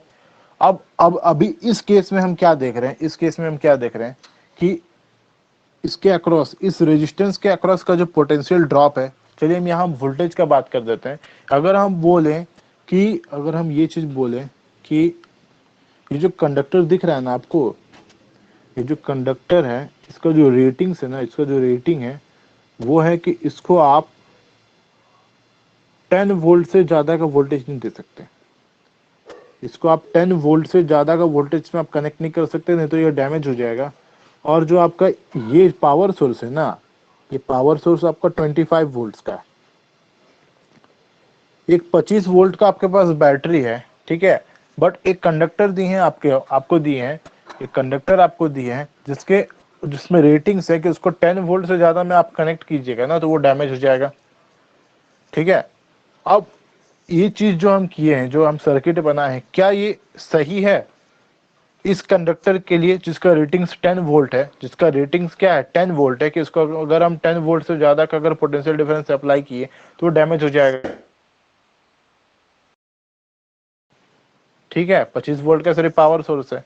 तो ये जो सर्किट ड्रॉ किए तो इसमें कंडक्टर सर्वाइव करेगा या डैमेज हो जाएगा? डैमेज हो जाएगा। क्या हो जाएगा? डैमेज हो जाएगा। ठीक है, तो यहाँ साफ दिख रहा है डैमेज हो जाएगा। तो इसको बचाने के लिए हम क्या करेंगे, इसको बचाने के लिए हम क्या करेंगे? ये हमको पता कैसे चल रहा है कि इसके अक्रॉस का पोटेंशियल डिफरेंस कितना है? तो हम आपको बताए थे, पोटेंशियल ड्रॉप का कॉन्सेप्ट बताए थे कि किसी कंडक्टर के अक्रॉस का जो पोटेंशियल ड्रॉप होता है ए बी, ये कैसे लिखते हैं, उसके अक्रॉस जो करंट का फ्लो हो रहा है इनटू जो रेजिस्टेंस है वो कंडक्टर का, ये चीज होता है। ये चीज आपको हम कॉन्सेप्ट बताए थे ना कि किसी कंडक्टर के अक्रॉस का जो पोटेंशियल ड्रॉप होता है उसको कैसे लिखते हैं, उसके थ्रू जो करंट का फ्लो हो रहा है मल्टीप्लाइड बाय उसका जो रेजिस्टेंस है। ठीक है, ये चीज होता है। अब हम क्या बोल रहे हैं, हमको करना क्या है, देखिए हमको करना क्या, हमको ये चीज पता है, हमको ये चीज पता है, जो वी ए बी है ना वो है आई इंटू आर ए बी, ये चीज है। अब इस केस में ये जो आपको सामने में केस दिख रहा है, इस केस में हम बोल रहे हैं कि जब ये आर ए बी का वैल्यू, जब ये आर ए बी का वैल्यू आर के बराबर था, जब ये आर ए बी का वैल्यू आर के बराबर था, उस समय जो पोटेंशियल ड्रॉप मिल रहा था वो 25 वोल्ट मिल रहा था। ठीक है, अब जो केस यहाँ बना हुआ है कि जब आर ए बी का वैल्यू आर के बराबर है तो इसके अक्रॉस का जो पोटेंशियल ड्रॉप है ये कितना है, 25 वोल्ट है। ठीक है, 25 वोल्ट आप दिए हैं, इसका रेटिंग 10 वोल्ट है, ये डैमेज कर देगा इसको। तो हमको क्या करना है, हमको क्या करना है, हमको कुछ भी ऐसा जुगाड़ करके, कुछ भी ऐसा जुगाड़ करना है कि इसका जो वैल्यू होगा ना ये 10 वोल्ट आ जाए, मिनिमम 10 वोल्ट आ जाए। इसके अक्रॉस का जो पोटेंशियल ड्रॉप है ना, ये जो वी ए बी है, potential difference across this resistance R, across this resistance this conductor A B, इस ए बी के अक्रॉस का जो पोटेंशियल ड्रॉप है वो क्या आ जाए, आपका 10 वोल्ट आ जाए। तो मेरा क्या होगा, ये आपका सेफ जोन में आ जाएगा। तो उसके लिए हम क्या कर सकते हैं, हमको यहाँ दिख रहा है कि ये जो पोटेंशियल ड्रॉप है ए बी का वो डायरेक्टली प्रोपोर्शनल है करंट का, और आपका डायरेक्टली प्रोपोर्शनल है रेजिस्टेंस का। दो चीज दिख रहा है, और हम यहाँ करंट को चेंज कर नहीं सकते, करंट हम चेंज नहीं कर सकते। करंट को कैसे चेंज करते हैं, रेयोस्टेट लगा के। यहाँ कुछ नहीं है, रेयोस्टेट कुछ भी नहीं है, करंट मेरा चेंज हो नहीं सकता यहाँ पे। इस केस में करंट को हम चेंज कर नहीं सकते।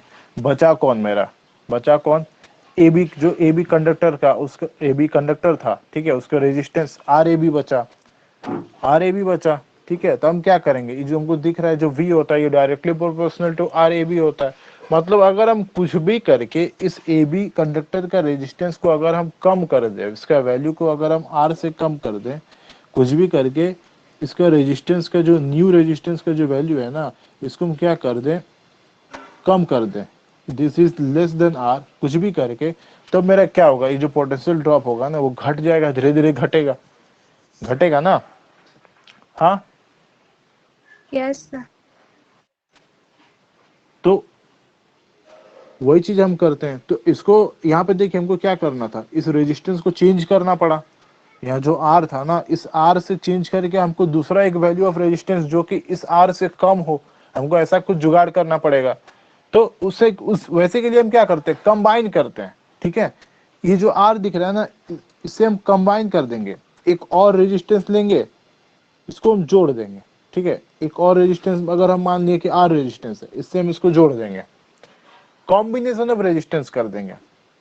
सीरीज पैरेलल अभी मत समझिए, सीरीज पैरेलल नहीं समझा रहे, हम समझा रहे हैं कि किसी भी आपका डिवाइस के अक्रॉस का जो रेटिंग्स होता है, चाहे वो पोटेंशियल ड्रॉप का बात करे, चाहे वो करंट का ड्रॉप करे बात करें, उसको कंट्रोल हम कैसे कर सकते हैं। अगर आप कहीं पे करंट को आप कंट्रोल नहीं कर सकते, जैसे यहाँ पे हम करंट को कंट्रोल नहीं कर सकते थे, तो हम क्या किए, इस कंडक्टर ए बी का जो रेजिस्टेंस है ना, उसको हम चेंज किए, उसके रेजिस्टेंस को हम चेंज किए। कैसे किए, कंबाइन करके एक दूसरा रेजिस्टेंस को उससे कॉम्बिनेशन करेंगे, या तो सीरीज करेंगे या तो पैरेलल करेंगे, जैसा जरूरत पड़ेगा हमको।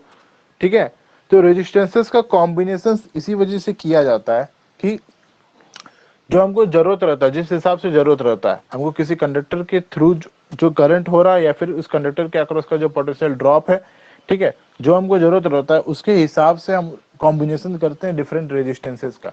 अगर हमको रेजिस्टेंस का वैल्यू ज्यादा चाहिए होता है, अगर हमको रेजिस्टेंस का वैल्यू ज्यादा चाहिए होता है, अगर हम चाहते हैं कि किसी करंट किसी डिवाइस के अक्रॉस किसी डिवाइस के थ्रू जो करंट का फ्लो हो रहा है ना वो कम हो, तो हम क्या करेंगे, उस डिवाइस का जो रेजिस्टेंस है उसको इंक्रीज कर देंगे। अगर हम किसी डिवाइस में चाहते हैं कि उसके थ्रू जो करंट का फ्लो हो रहा है ना वो कम हो, तो हम क्या करेंगे, उस डिवाइस का रेजिस्टेंस को इंक्रीज कर देंगे। तो डिवाइस का रेजिस्टेंस को इंक्रीज किया जा सकता है, कैसे किया जा सकता है, सीरीज में कनेक्शन करके। सीरीज कनेक्शन मतलब लेंथ वाइज कनेक्शन होता है, अभी बताएंगे सीरीज कनेक्शन आएगा। अगर हम वही चाहें कि उसके थ्रू जो आपका करंट का फ्लो हो रहा है ना वो बढ़ जाए, उसके थ्रू जो करंट का फ्लो हो रहा है वो क्या बढ़ जाए, तो हम क्या करेंगे, उस जो रेजिस्टेंस है उस रेजिस्टेंस का हम घटा देंगे, उस रेजिस्टेंस के वैल्यू को। तो उस रेजिस्टेंस के वैल्यू को जो हम घटा देंगे तो क्या होगा, उसके थ्रू जो करंट का फ्लो हो रहा था वो बढ़ जाएगा। ठीक है, तो दो कॉम्बिनेशन पढ़ते हैं, एक सीरीज पढ़ते हैं, एक पैरेलल पढ़ते हैं। सबसे पहले हम सीरीज का बात कर लेते हैं, सबसे पहले हम सीरीज का बात कर लेते हैं। आज सिर्फ सीरीज के बारे में बता देते हैं, ठीक है, सिर्फ इंट्रो दे देंगे सीरीज के बारे में, उसका डेरिवेशन दूसरा दिन करेंगे। आज हम सिर्फ इंट्रो दे देंगे सीरीज कॉम्बिनेशन क्या होता है।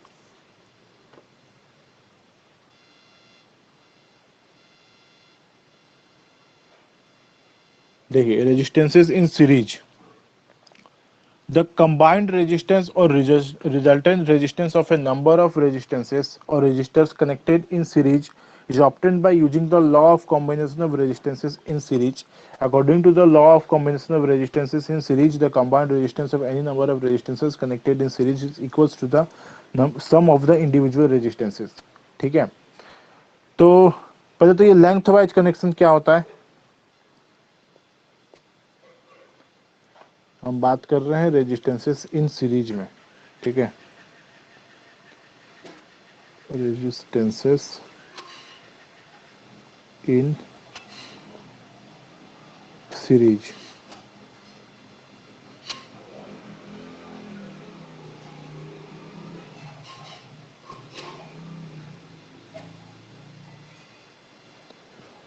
तो सीरीज कनेक्शन कैसे करते हैं, जैसे अगर हम यहाँ कुछ ड्रॉ करते हैं, ये एक पहला रेजिस्टेंस है, ये R1, ये दूसरा है R2, ये तीसरा है R3, ऐसे मेरे पास तीन रेजिस्टेंस है। ठीक है, इस तीनों को क्या करना है, सीरीज कनेक्शन करना है, इस तीनों को क्या करना है, सीरीज में कनेक्ट करना है।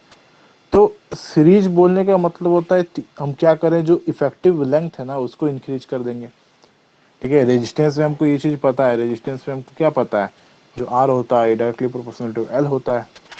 ठीक है, तो हमको अगर रेजिस्टेंस बढ़ाना रहेगा किसी कंडक्टर का, तो हम क्या कर सकते हैं, उसका जो लेंथ है उसको इंक्रीज कर सकते हैं। लेंथ कैसे इंक्रीज कर सकते हैं, ठीक है, लेंथ इंक्रीज करने का एक तरीका क्या है, ऐसे आप क्या किए, डिफरेंट डिफरेंट रेजिस्टेंस को क्या किए, एक सीरीज में कनेक्शन कर दीजिए।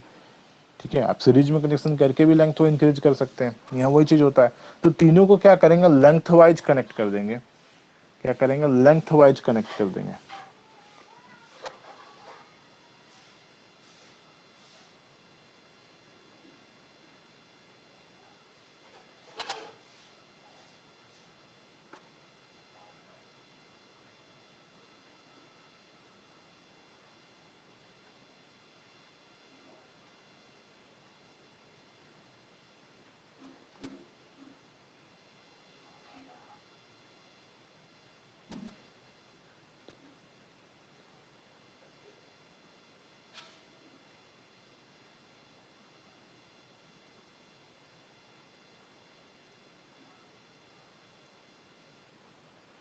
देखिए इंडिविजुअल रेजिस्टेंसेस का जो लेंथ था वो कितना था, एक का बोले अगर हम L1 है, दूसरे को बोले हम L2 है, तीसरा को क्या बोले L3 है, तो हम क्या किए, तीनों को लेंथ वाइज कनेक्शन कर दिए, एंड टू एंड कनेक्शन। ठीक है, एक का जहाँ दूसरा खत्म हो रहा है, एक का एंड को दूसरे के स्टार्टिंग पॉइंट से कनेक्ट कर रहे हैं, यही होता है सीरीज कनेक्शन। ठीक है, ए बी का देखिए रेजिस्टेंस ए बी का क्या होता है, उसका बी क्या है, उसका एंड पॉइंट है, और बी सी के लिए बी क्या है, उसका स्टार्टिंग पॉइंट है, तो एक का एंड पॉइंट को दूसरे के स्टार्टिंग पॉइंट से कनेक्ट करेंगे। उसी तरह यहाँ भी किए, बी सी में सी क्या है आपका आपका इसका एंड पॉइंट है, और सी डी के लिए सी क्या है, इसका स्टार्टिंग पॉइंट है, तो एक का एंड पॉइंट को दूसरे का स्टार्टिंग पॉइंट से कनेक्ट करेंगे। इसको बोलते हैं length wise connection, length wise connection. ठीक है, तीनों को क्या किया हम, लेंथ वाइज कनेक्शन किए। तो लेंथ वाइज कनेक्शन करने से क्या होता है, जो इफेक्टिव लेंथ होता है ना, इफेक्टिव लेंथ होता है, देखिए अब ये बड़ा हो गया। पहले क्या था, पहले एक अगर हम ए बी का बात करें उसका लेंथ L1 था, बी सी का बात करें उसका लेंथ L2 था, तो सी डी का बात करें उसका लेंथ L3 था। बट तीनों को कंबाइन कर दिए तो पूरे जो, अब मेरा conductor A B B C C D नहीं रह गया, अब कंडक्टर मेरा ए डी बन गया। ठीक है, एक सिंगल कंडक्टर बन गया ए डी, जिसका लेंथ क्या हो गया, L हो गया। ठीक है, लेंथ क्या हो गया, L हो गया, तो इफेक्टिव लेंथ क्या हो गया, इंक्रीज हो गया। ठीक है, इफेक्टिव लेंथ क्या हो गया, इंक्रीज हो गया। तो जो हमको, तो हम ऐसे लिख सकते हैं, ऐसे लिख सकते हैं कि मेरे पास एक क्या है, कंडक्टर एडी है, इक्विवेलेंट लिख सकते हैं ना हम, ऐसे हम लिख सकते हैं। मेरे पास क्या है, एक कंडक्टर एडी है जिसका एक इक्विवेलेंट रेजिस्टेंस है। ठीक है, और उसका लेंथ कितना है, एल, उसका लेंथ कितना है, एल है।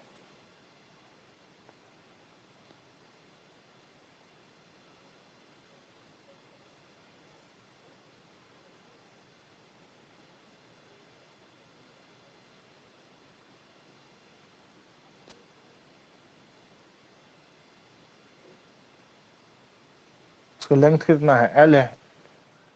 पहले क्या किए थे हम, तीन अलग अलग रेजिस्टेंस को, ए बी बी सी और सी डी, तीन अलग अलग रेजिस्टेंस जो था उसको हम आपस में कनेक्ट किए। ठीक है, तो तीनों का क्या हो गया, इफेक्टिव लेंथ बढ़ गया। तो हम क्या बोल सकते थे कि तीन हमको अलग अलग ना दिख के हमको एक दिखना चाहिए। ठीक है, अब एक दिखना चाहिए तो हम बोल सकते हैं अब मेरा conductor A B B C C D नहीं रह गया, एक सिंगल कंडक्टर बन गया है क्या, ए डी, एक सिंगल कंडक्टर बन गया है ए डी, जिसका रेजिस्टेंस कितना है, आर इक्विवेलेंट। ठीक है, उसका रेजिस्टेंस कितना है, आर इक्विवेलेंट। तो सीरीज कॉम्बिनेशन में इक्विवेलेंट रेजिस्टेंस, इस आर इक्विवेलेंट का वैल्यू क्या होगा, इस आर इक्विवेलेंट का वैल्यू क्या होगा, जैसे हम यहाँ ये बोलना चाह रहे हैं ना कि अब क्या करते हैं, मानते हैं कहीं अगर दो दो ग्रुप है ना, दो ग्रुप के बीच में लड़ाई हो रहा है, झगड़ा हो रहा है। ठीक है, क्या हो रहा है, लड़ाई हो रहा है, झगड़ा हो रहा है। तो एक क्या किया है, छोटा छोटा बच्चा का ग्रुप्स को उठा के लाया है। ठीक है, जो छोटा छोटा डंडा लेके आया है, छोटा छोटा पत्थर लेके आया है, ये सब लेके आया है मारने पीटने के लिए। इधर से क्या किया है, इधर इधर 100 को बच्चा लेके आया, ऐसा 50 को 60 को ऐसा छोटा छोटा बच्चा लेके आया। ये क्या किया है ना, वो 50-60 को छोटा छोटा बच्चा को लाने दो, एक पहाड़ को उठा के ले आया है, एक 6 फुटिया आदमी 100 किलो का उठा के ले आया है। हाँ, अब वो क्या करेगा, अब इसको क्या, इस ग्रुप को जरूरत है क्या कि उस तरह 100 को आदमी को लेके आए जो इतना भारी भरकम है। हाँ, ये अकेला काफी है, उस 100 के इक्विवेलेंट है। ठीक है, जितना काम ये 100 छोटा छोटा बच्चा करके कर पाएगा उतना ये भी कर पाएगा। ठीक है, क्या ये इक्विवेलेंट है, वही चीज हम यहाँ बोल सकते हैं। ये क्या है, ये जो R1 R2 R3 है ना, ये वो छोटा बच्चा है। ठीक है, ये छोटा छोटा बच्चा सब है। ठीक है, जो कहीं कुछ काम करने के लिए जा रहा है तो एक साथ ऐसे जुड़ के जा रहा है। हाँ, हम उसकी जगह हम ये बोल सकते हैं, या तो तीन अलग अलग भेजो, या फिर एक ऐसा आदमी भेजो जो तीनों के बराबर काम कर सके। ठीक है, तो हम जब इक्विवेलेंट लिखते हैं ना, तो इक्विवेलेंट का मतलब ये होता है कि अगर डिफरेंट डिफरेंट रेजिस्टेंसेस मेरे कॉम्बिनेशंस में है ना, तो अगर उसको हम रिप्लेस करें एक नया रेजिस्टेंस से, तो उसका वैल्यू क्या होना चाहिए। इक्विवेलेंट का मतलब यही होता है कि अगर तीन अलग अलग कंपनी के तीन अलग अलग एम्प्लॉयज है ना, उसको एक काम बांट के दिया गया कि तुम ये काम करो, तुम ये काम करो, तुम ये काम करो। ठीक है, अगर हम चाहें कि तीन अलग अलग को सैलरी क्यों दे, अगर हम बोल रहे हैं कि इसको हम 50,000 रुपए देते हैं पर मंथ, इसको भी 50,000 देते हैं, इसको भी 50,000 देते हैं, हाँ, हमको मंथ में 3 एम्प्लॉय रखने की वजह से 1.5 लाख रुपया लग जा रहा है। हाँ, तो 3 एम्प्लॉय हम रखें क्यों, तीन एम्प्लॉय रखें क्यों, तीनों को अगर रखेंगे तो तीनों का अलग अलग नखरा है। तो हम क्या करें कि एक ही ऐसा आदमी को रखे ना, एक ही ऐसा आदमी को जो रखे वो जो तीनों का काम कर दे, और हमको सैलरी देने में कोई दिक्कत नहीं, हम इसको भी 1.5 लाख दे दें, बट हमको 3 अलग अलग नहीं चाहिए, हमको एक चाहिए। तो उस एक को क्या क्वालिटी होना चाहिए कि ये जो काम करे वो भी उसका काम करे, ये जो करे वो भी करे, ठीक है, तीनों का काम को वो अकेले संभाल सके। वही चीज यहाँ पे डिफरेंट डिफरेंट रेजिस्टेंसेस को हम कंबाइन करते हैं, तो उसका इक्विवेलेंट निकालने का मतलब ये होता है कि अगर हम एक सिंगल रेजिस्टेंस चाहें कि उसको रिप्लेस करे, ठीक है ना, अगर बोले कि 50 को 60 को ऐसे लगा हुआ है, हम क्या चाह रहे हैं, इतना हमको झोल चपाटा नहीं चाहिए, इसको हटाओ, एक सिंगल रेजिस्टेंस हमको लगाना है, तो एक उस सिंगल रेजिस्टेंस का वैल्यू क्या होना चाहिए, ठीक है। इसी चीज को हम इक्विवेलेंट रेजिस्टेंस बोलते हैं कि अगर डिफरेंट कॉम्बिनेशन ऑफ रेजिस्टेंसेस को अगर रिप्लेस कर दे, अगर हम एक न्यू रेजिस्टेंस से, एक सिंगल रेजिस्टेंस से, तो उसका वैल्यू क्या होगा। जैसे हम यहाँ बनाए हैं, यहाँ मेरा 3 कंडक्टर था, ए बी बी सी और सी डी, ए बी का R1, बी सी का R2, सी डी का R3 था। वही हम बोले कि इस तीनों को अगर हम एक सिंगल रेजिस्टेंस से अगर रिप्लेस करें तो उसका आपको एक रेजिस्टेंस कितना होगा, तो यहाँ मान के चले उसका रेजिस्टेंस कितना होगा, R इक्विवेलेंट। अब ये फाइंड आउट कैसे करते हैं कि R इक्विवेलेंट और R1, R2, R3 के बीच में रिलेशन क्या होगा, ठीक है, कैसे फाइंड आउट करते हैं। तो सीरीज में सबसे इजी है, सीरीज में सबसे इजी आपको क्या करना है, सीरीज कॉम्बिनेशंस में जो R इक्विवेलेंट होता है ना, जो R इक्विवेलेंट होता है, बस समेशन होता है, अलजेब्राइक समेशन होता है, R1 R2 R3 के बराबर हो जाएगा, ठीक है। यहाँ जो R इक्विवेलेंट लिखे हैं ना, ये जो R इक्विवेलेंट हम लिखे हैं, ठीक है, ये R इक्विवेलेंट किसके बराबर होता है, ये जो R इक्विवेलेंट लिखे हैं, इस सिंगल रेजिस्टेंस, ये जो R इक्विवेलेंट है ये बराबर होगा इस जो तीनों रेजिस्टेंस है ना, ये R1 R2 और जो R3 है ना, इस तीनों का सम के बराबर होगा, ठीक है। ये क्या होगा, इस तीनों के सम के बराबर हो जाएगा। तो ये सीरीज कॉम्बिनेशन में बात हुआ, सीरीज कॉम्बिनेशन में सबसे इजी,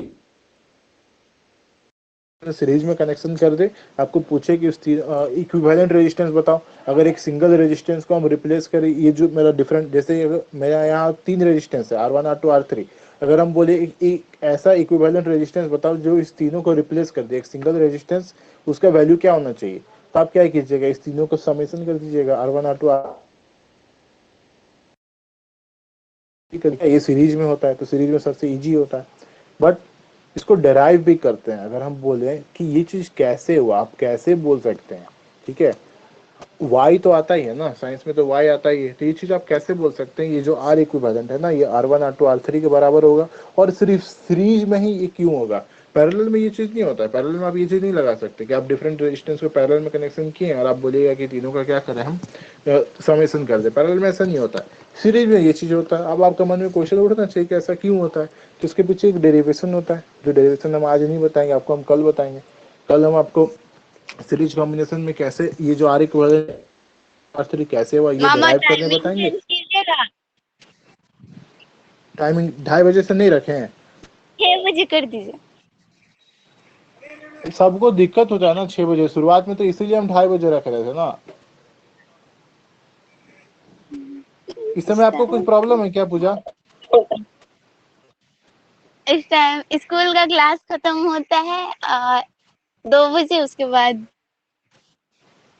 आपका तो स्कूल का क्लास आप बोले थे 12:40 में खत्म होता है। नहीं, कोई कोई सब्जेक्ट अच्छा लेट तक आजकल चलता है। ठीक है, तो हमको क्या, हम शाम 6 बजे भी पढ़ा देंगे, तो हम तो पहले ही पूछे, तो आप ही लोग बोल रहे थे कि 2:30 से होगा, ठीक है, हम शाम 6 बजे क्लास करा देंगे, लेकिन कल नहीं, कल हम 11 बजे से कराएंगे, कल आप हाँ, तो अंजलि नहीं करेगी बजे से शायद, कराएंगे, 3 बजे, 3 बजे हाँ? पॉसिबल नहीं हो पाएगा, 3 अंजलि नहीं करेगी शायद, बोल रही थी। ठीक है, अंजलि गुप्ता बोल रहे थे ना। हाँ हाँ तो उनको बोलिए ना, जो क्लासरूम का जो है ना, वहाँ हमको चैट करके बताए, या फिर उनको ग्रुप में तो एडिट है, तो ग्रुप में मैसेज डाले ना, बात करें हमसे, हम बात करेंगे उनसे क्या इशू है क्या नहीं है। वो बोल रही है नेट तो उनको खत्म हो जाता है इसलिए हम नहीं करेंगे। वो नेट खत्म हो जाता है, इसमें कितना नेट लगभग करता है, इसमें 200 से 300 MB लगता है, 1.5 GB आपको पर डे में मिलता है। हाँ तो ज़्यादा नेट तो यहाँ भी कंज्यूम नहीं करता है, थोड़ा सा तो बात है, 1 घंटा का तो क्लास का बात है, तो अगर आप पढ़ लेते तो अच्छा बात है। यहाँ उनको बोलिएगा, अगर ऐसा कोई दिक्कत है, कोई इशू है तो बोलिएगा, या तो इस एप्लीकेशन में जो चैट सेक्शन है वहाँ चैट करे, या फिर वो तो ग्रुप में ऐड है ही, तो ग्रुप में उनको बात हाँ करने के लिए बोले, कोई इशू है तो हम उनसे बात कर लेंगे। हाँ ठीक ठीक है। हाँ। ठीक। और बाकी स्टूडेंट्स को क्या नहीं ऐड किए ग्रुप में, उनका नंबर नहीं है? कौन है? एक स्नेहा है, एक कौन है? मेरे पास नंबर ही नहीं है किसी तो नंबर नहीं है? आपके क्लासमेट्स है ना वो लोग? हाँ लेकिन नंबर नहीं है मेरे। ठीक, कोई बात नहीं। वैसे भी वो लोग क्लास करते नहीं है, अंजलि ही करते थे, तो अटेंटिव थे वो, क्लास में आते तो अच्छा बात था। उनसे हम बात करें, देखेंगे ग्रुप में, उनसे बात करेंगे, या फिर पर्सनली भी बात करेंगे उनसे कि क्या प्रॉब्लम है क्या नहीं। ठीक है। हाँ ठीक है। कल तो स्कूल नहीं है, कल स्कूल नहीं है, तो कल उनको बोलिएगा 11 बजे ज्वाइन कल होने के लिए। भी नहीं और सैटरडे को नहीं रहता है हम लोग का। वो सैटरडे और संडे को नहीं रहता है ना? हाँ हाँ, तो हम संडे को कल सुबह 11 बजे से लेंगे। ठीक है, तो कल 11 बजे से बोलिएगा ज्वाइन होने के लिए। ठीक। वहीं पे अगर कोई भी दिक्कत होगा तो क्लास में ही वो बात कर लेंगे, उनको बोलिएगा ज्वाइन होने के लिए, क्लास में उनको बात करने के लिए ठीक बोलिएगा। ठीक। अच्छा। हाँ, तो आज हम यहीं तक रहने देते हैं, आज हम आगे और नहीं पढ़ाते हैं। ठीक है। बाकी कल कराएंगे हम इसी का डेरिवेशंस कराएंगे, सीरीज कॉम्बिनेशन ऑफ रेजिस्टेंस का, सीरीज का डेरिवेशन, और उसके बाद पैरेलल कॉम्बिनेशन बताएंगे क्या होता है, पैरेलल का आपको डेरिवेशन कराएंगे, फिर क्वेश्चंस करवाएंगे। ठीक है, अभी तक जितना पढ़ा है ना इसमें क्वेश्चंस करवाएंगे कल। ठीक है, तो बोल दीजिएगा उनको, जिनका भी कोई भी इशू है ना उनको बोलिए पहले क्लास में आए, क्लास में हमसे डिस्कस करें, या फिर जो ग्रुप में तो एडेड है ही है, ग्रुप से भी डिस्कस कर सकते हैं, या फिर हमको पर्सनली मैसेज करें, हम वहीं पे बात कर लेंगे उनसे, कोई भी ऐसा अगर दिक्कत है तो। ठीक है, तो आज की क्लास यहीं पे खत्म ठीक है। करते हैं। ठीक, मिलते हैं कल सुबह ठीक 11 बजे। हाँ, ठीक है। थैंक यू ज्वाइन होने के लिए। Welcome. Bye welcome. Bye. Bye. Bye.